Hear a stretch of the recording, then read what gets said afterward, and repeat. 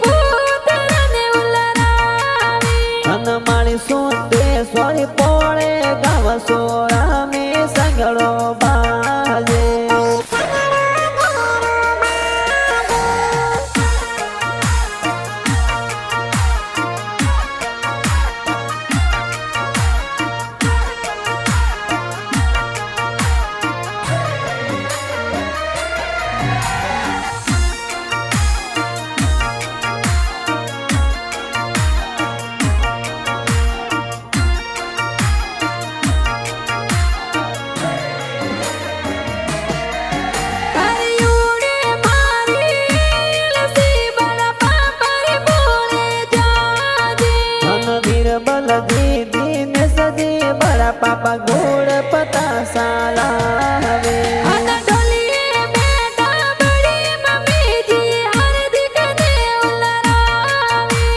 दरिया देवी भगवती देवी बड़ी mummy code करावे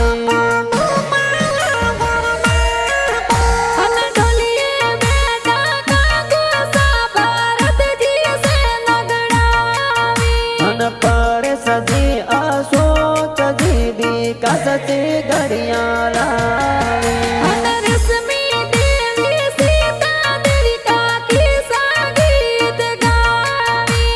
पिंटा देवी का किसाए लाड कोड करावे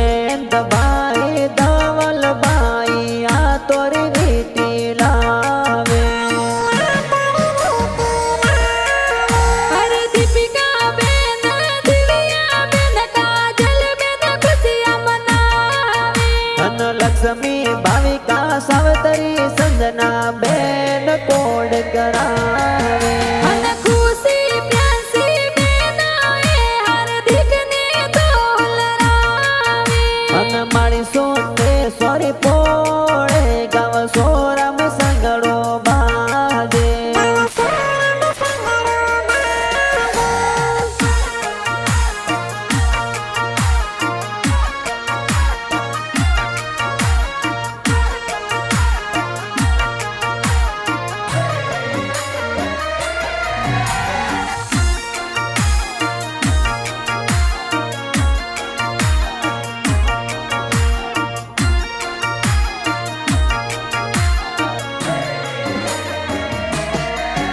અને ઢોલીએ બેટા નાના સાએ બાળુડું ગણાવી અને શંકરાજી નો સાએ બાળુડું ગળાવે અને રંબા દેવી દેવીના નિશા બાળુડું લઈ આવી અને વાલાજી નારણજી મમોસા ગળિયારો ડોરો લાવે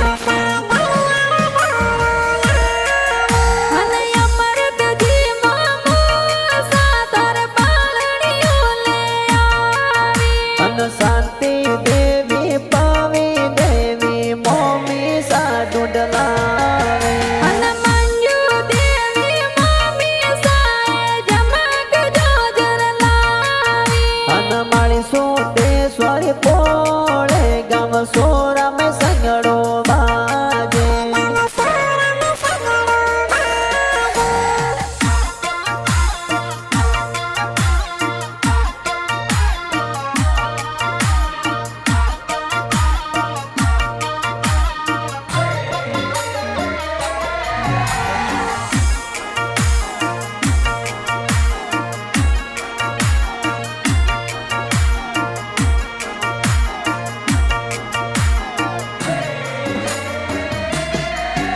અરે ઉડે બાયલી સીતો જાજે માલી અરે પોળા અને ઉડે બાયરી એળસી તો જાજે સુંદેશ્વરી પોળે